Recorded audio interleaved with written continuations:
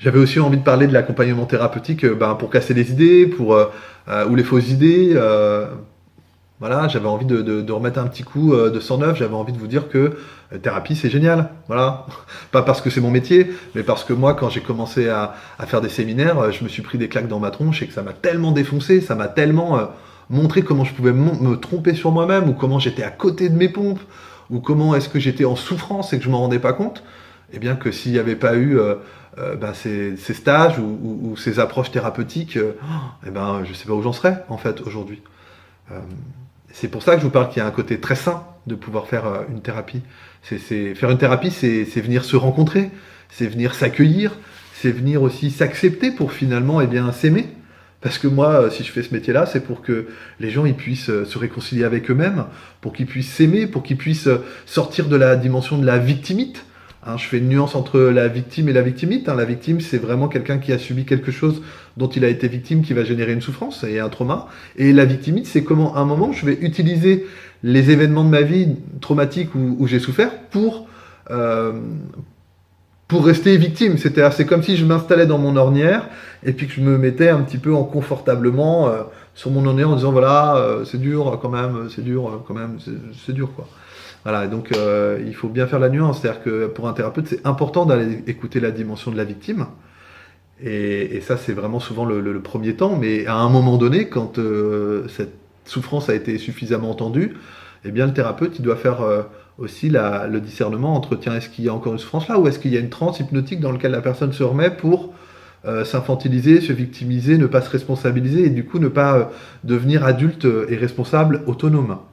Oui, donc c'est important aussi d'être accompagné dans ces différents niveaux parce que, à un moment donné, il va y avoir toute la dimension d'aller écouter la souffrance, à un moment donné, peut-être d'aller donner une autre vision des choses, à un moment donné, de permettre à la personne aussi de sortir de sa maltraitance ou de ses culpabilités parce que pour chaque culpabilité, il va falloir se punir, hein, un coupable paye. Donc, quand quelqu'un arrive avec un bagage comme ça de culpabilité, vous pouvez être sûr que derrière, il se punit ou il punit les autres aussi, hein, parce que il y a un juge implacable à l'intérieur de lui qui fait que, déjà, vu que je suis dur avec moi, je vais être dur avec toi, mon pote.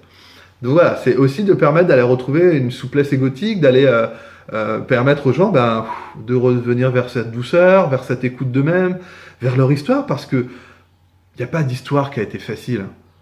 Moi, je suis intimement convaincu aujourd'hui, pour avoir accompagné tous ces gens, puis mon histoire est celle de tous les gens que je connais, même si j'ai pas été faire de la thérapie avec eux, parce que c'est des amis ou des gens proches, vous pouvez être sûr que tout le monde a sa part de souffrance, il n'y a pas de problème. Hein.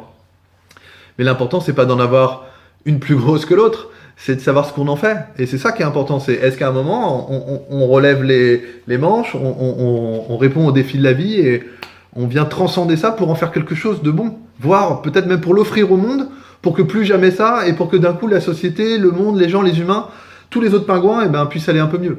Et ça, si on est dans la victime, dans l'infantilisation, dans le fait que ce soit la faute des autres, là du coup c'est mort. Il n'y a pas de possibilité d'aller faire avancer les choses, et ça pour moi c'est pas ok. Je suis pas ok quand des adultes jouent cette carte-là. Parce que du coup ils sont non seulement pas dans leur plein potentiel, mais en plus ils aident pas le monde. C'est-à-dire que être malheureux, ça n'a jamais aidé les autres. Hein. Par contre s'en occuper, ça peut aider peut-être de s'occuper plus tard de ceux qui ont la même.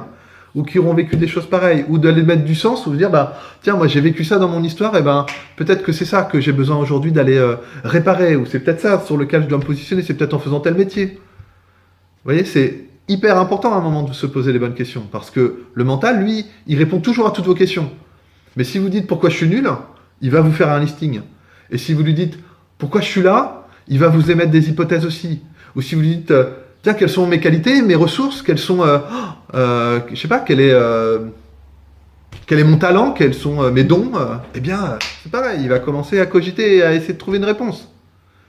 C'est toujours plus dur d'aller trouver les choses positives que négatives. Hein. On est quand même, je vous rappelle, dans une société judéo-chrétienne quand même où nous sommes des pêcheurs. Je sais pas pourquoi on est tous des pêcheurs, même si j'habite en Bretagne, mais en tout cas, il y a vraiment ce côté je suis pas digne, je ne suis pas digne d'être je sais pas quoi, dis seulement une parole et je serai guéri, et puis la parole n'arrive pas réellement, donc on porte ça, surtout que vous comprendrez bien que l'inconscient, n'ayant pas de notion de temporalité, quand on a une culpabilité à l'âge de 4 ans ou de 10 ans on peut l'avoir jusqu'à 40, 50, 60, jusqu'à la mort, hein, parce que l'inconscient ne va pas verrouiller une notion de temps. Il dit pas, tiens, là, il y a une peine de 10 ans, ça y est, les 10 ans sont passés, ça va mieux. Non, non, lui, il va vous rejouer ça sans problème, jusqu'à ce que ce soit mis en conscience, et jusqu'à ce qu'à un moment donné, vous puissiez réellement comprendre que vous n'êtes pas du tout coupable.